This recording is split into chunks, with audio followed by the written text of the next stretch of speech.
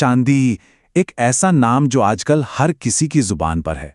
और हो भी क्यों ना, इसने हाल ही में अपनी कीमत के सारे रिकॉर्ड तोड़ दिए हैं। तो आज हम इसी जबरदस्त उछाल के पीछे की कहानी को समझने की कोशिश करेंगे, परत दर परत। हाँ, लेकिन आगे बढ़ने से पहले एक छोटी सी बात। ये जो भी हम बात कर रहे हैं, ये सिर्फ जानकारी और एजुकेशनल पर्पस के लिए है। इसे खरीदने या बेचने की कोई सलाह बिल्कुल मत समझिएगा। तो सवाल यही उठता है कि भाई आखिर हो क्या रहा है? ऐसा क्या हुआ कि चांदी की कीमतों में जैसे आग ही लग गई और उसने अपना ऑल टाइम हाई का रिकॉर्ड भी तोड़ दिया? इसके पीछे की कहानी क्या है, चलिए पता लगाते हैं। तो सबसे पहले चलिए नंबर्स देखते हैं, क्योंकि आंकड़े कभी झूठ नहीं बोलते। और यहां तो आंकड़े वाकई चौंकाने वाले हैं। तो ये है वो नंबर जिसने मार्केट में तहलका मचा दिया।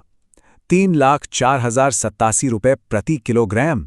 जी हां, 19 जनवरी 2026 को मल्टी कमोडिटी एक्सचेंज पर चांदी ने इस ऐतिहासिक लेवल को छुआ।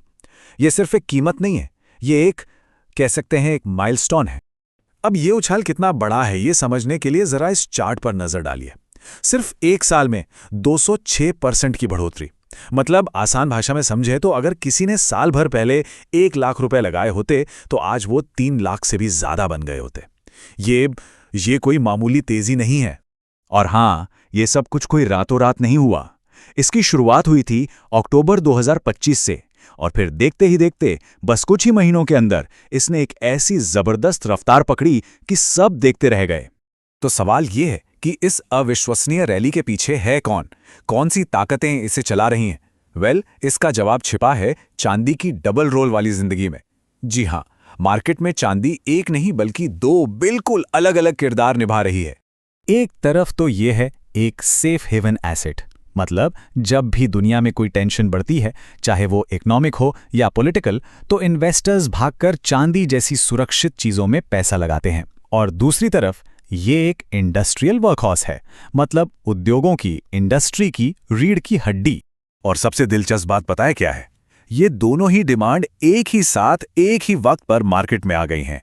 एक तरफ जियोपॉलिटिकल टेंशन और महंगाई लोगों को सेफ इन्वेस्टमेंट के लिए चांदी की तरफ धकेल रही हैं, तो दूसरी तरफ फ्यूचर टेक्नोलॉजीज। सोचिए, सोलर पैनल्स, इलेक्ट्रिक गाड़ियां, 5G, इन सब चीजों को बनाने के लिए चांदी की जरूरत आसमान छू रही है।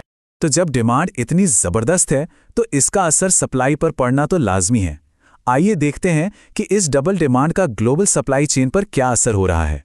चॉइस ब्रोकिंग के आमिर मकदा का यह कहना बहुत कुछ साफ कर देता है। वो कह रहे हैं कि मार्केट एक स्ट्रक्चरल सप्लाई डेफिसिट से जूझ रहा है। मतलब प्रॉब्लम सिर्फ ये नहीं है कि डिमांड ज्यादा है, प्रॉब्लम यह है कि सप्लाई है ही नहीं।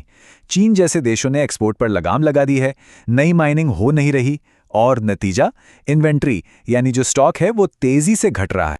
और इस कमी का असर देखिए, शंघाई में चांदी की कीमतें लंदन के मार्केट से करीब करीब $10 ज्यादा चल रही हैं।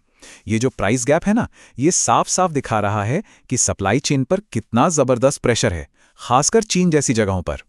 आप देखिए, जब कीमतें इतनी तेजी से ऊपर नीचे होती हैं तो मार्केट में वॉलेटिलिटी यानी अस्थिरता तो बढ़ेगी ही। तो जरा ये भी देख लेते हैं कि एक्सपर्ट्स इस माहौल को कैसे दिख रहे हैं।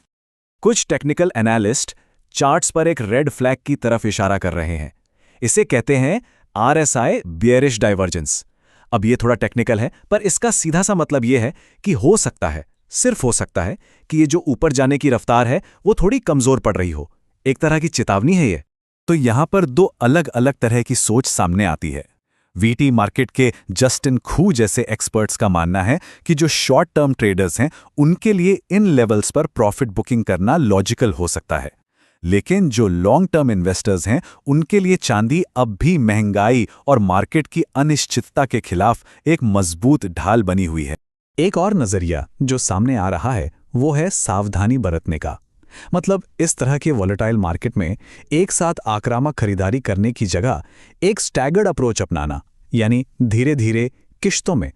इससे होता यह है कि जो अचानक आने वाले बड़े उतार चढ़ाव का रिस्क है वो थोड़ा मैनेज हो जाता है। और ये सारी बातें हमें वापस कहानी के मेन पॉइंट पर ले आती हैं, जो है चांदी का आइडेंटिटी क्राइसिस, या कहें तो पहचान का संकट।